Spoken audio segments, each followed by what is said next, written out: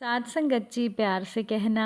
धन निरंकार जी, आशा है आप सभी बहुत अच्छी होंगी। आप सभी का बहुत बहुत स्वागत है आपके ही अपने चैनल पर। एक नई साखी के साथ फिर से हाजिर हूँ मैं। साथ संगत जी, हमें हमेशा अपने बड़ों की बातों को ध्यान से सुनना चाहिए और उनका पालन भी करना चाहिए, क्योंकि उसमें हमारी ही भलाई होती है। और आज की साखी इसी विषय पर आधारित है। चलिए आज की साखी सुनते हैं। साथ संगत जी, बहुत पुरानी बात है। एक लड़की थी जिसका नाम था रिया। रिया की शादी बहुत ही अमीर घर में होती है। वहाँ बहुत सारे नौकर चाकर होते हैं और रिया के ससुराल में धन की कोई कमी नहीं थी। उनके घर में गायें भी थी। रिया रोज सुबह गाय के गोबर से उपले बनाती थी। रिया के सास ससुर और उसका पति उसे हमेशा मना करते थे कि हमारे घर पर इतने सारे नौकर चाकर हैं, गोबर से उपले वो बना दिया करेंगे। लेकिन फिर भी रिया रोज उपले बनाती थी और सूखने पर एक कमरे में रख दिया करती थी, और उस कमरे में कोई भी आता जाता नहीं था। साथ संगत जी, समय बीतता जाता है, लेकिन रिया नियमित उपले बनाती ही रहती थी। एक दिन की बात है कि रिया के ससुराल में एक बहुत बड़ी चोरी हो जाती है और चोर उनकी तिजोरी से सारा धन चुरा कर ले जाते हैं। रिया के ससुर और पति इस बात से बहुत परेशान हो जाते हैं कि आगे का व्यापार कैसे चलेगा, क्योंकि कोई भी व्यक्ति उन्हें उधार देने को तैयार नहीं था। तब रिया उनके पास जाकर कहती है कि आप लोग चिंता मत कीजिए, हमारे पास कुछ धन सुरक्षित है। साथ संगत जी, ये बात सुनकर रिया के पति और ससुर को बड़ी हैरानी होती है, क्योंकि तिजोरी से सारे गहने और अशर्फियाँ चोरों ने चुरा लिए थे। फिर वो रिया से पूछते हैं कि धन कहाँ है। तब रिया उनको लेकर उपले वाले कमरे में जाती है और एक उपला तोड़ कर दिखाती है। साथ संगत जी, उपले के अंदर से सोने की अशर्फी निकलती है। रिया के ससुर जी और रिया के पति बहुत खुश होते हैं। तब रिया उन्हें बताती है कि उसके माता पिता हमेशा उसे यही सीख देते थे कि मुसीबत कभी भी आ सकती है, इसीलिए हमें हमेशा सावधानी रखनी चाहिए। इसीलिए रिया सबके मना करने के बाद भी रोज उपले बनाती थी और एक एक अशर्फी उन उपलों में छिपा देती थी। साथ संगत जी, अब चोरों को तो अंदाजा भी नहीं था कि उपलों के कमरे में इतनी सारी अशर्फियाँ हैं। वैसे भी उपले कोई चुराने की चीज़ नहीं थी। इस तरह से रिया अपने माता पिता से मिली हुई सीख और अपनी समझदारी से धन को विपत्ति काल के लिए सुरक्षित रखती है। इसीलिए साथ संगत जी, हमें भी हमेशा अपने बड़ों की बातों को ध्यान से सुनना चाहिए और उनका पालन भी करना चाहिए। और ऐसे ही तो बूंद बूंद से घड़ा भर जाता है। एक बार की बात है कि एक बहुत ही कुशल गृहिणी थी जिसका नाम था कुसुम। कुसुम एक कुशल गृहिणी थी। वो घर के सारे काम बड़े आनंद से करती थी। कुसुम के घर में किसी भी प्रकार की कोई कमी नहीं थी। उसका जीवन बड़ी ही खुशी से बीत रहा था। कुसुम के गांव में लगातार 2 सालों तक बरसात ना होने के कारण अकाल की स्थिति आ गई थी। धीरे धीरे घर का अनाज खत्म होने लगा था। कुसुम के पूरे गांव की यही स्थिति थी। अब कुसुम के घर पर भी घर के सदस्यों को चिंता हो गई कि हम आगे क्या करेंगे।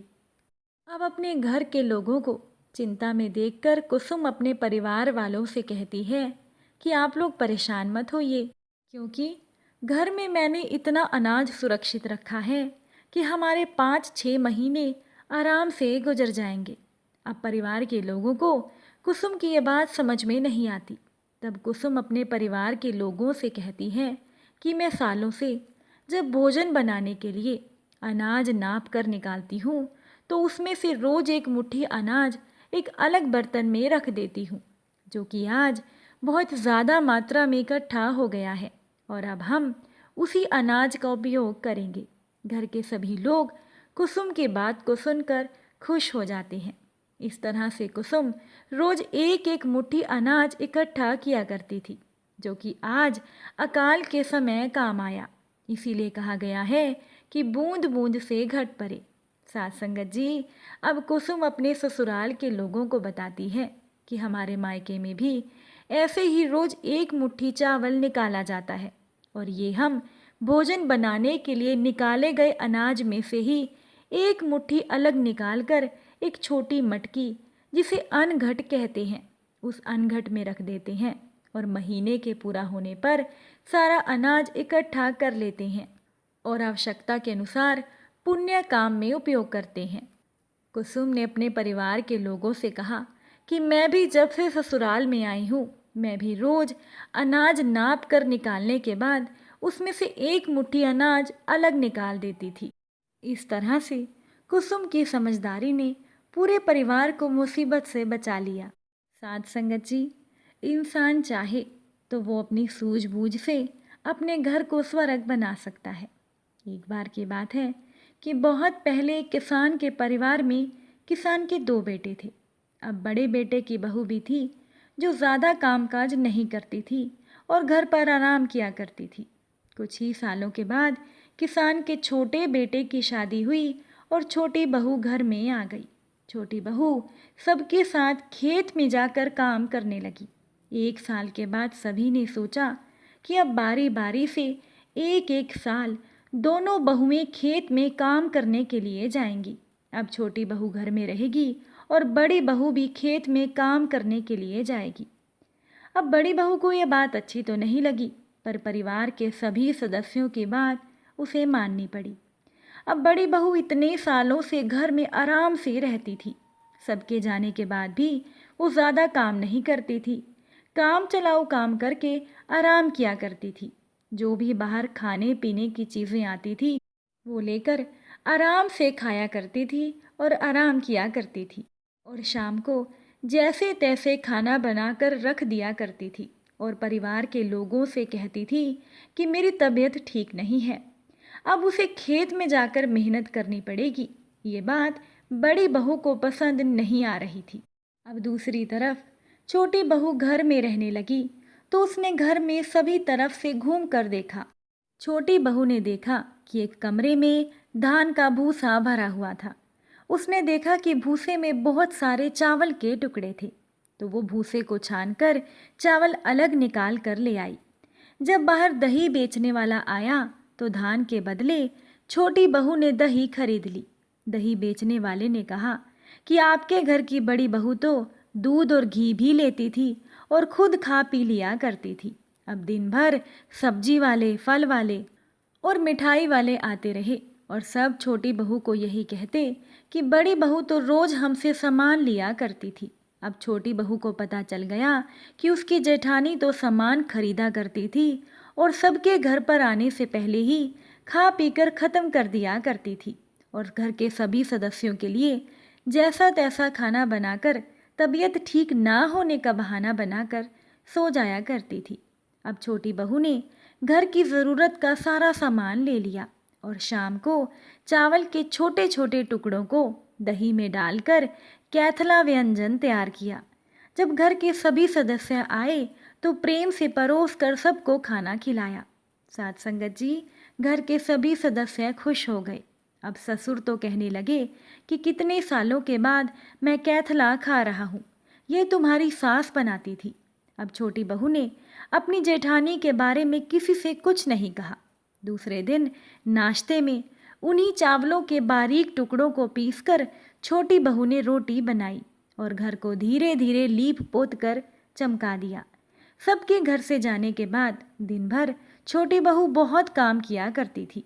अब कोठियों में धान भरा था, ज़रूरत का धान रखकर बाकी को बेचकर वो पैसा ले लिया करती थी और उस पैसे से घर के लिए ज़रूरी सामान खरीद लिया करती थी। और छोटी बहू रोज़ भूसे से कनकी निकाल कर नए नए व्यंजन बनाती थी।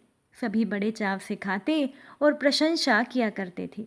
अब बड़ी बहू को यह बात अच्छी नहीं लगती थी, क्योंकि पड़ोस वाले भी छोटी बहू की खूब तारीफ किया करते थे और वो बताते थे कि बड़ी बहू तो दिन भर यहाँ वहाँ घूमती रहती थी, तरह तरह की चीज़ें लेकर खाती और आराम किया करती थी। अब धीरे धीरे छोटी बहू ने घर की सारी व्यवस्था ठीक कर दी।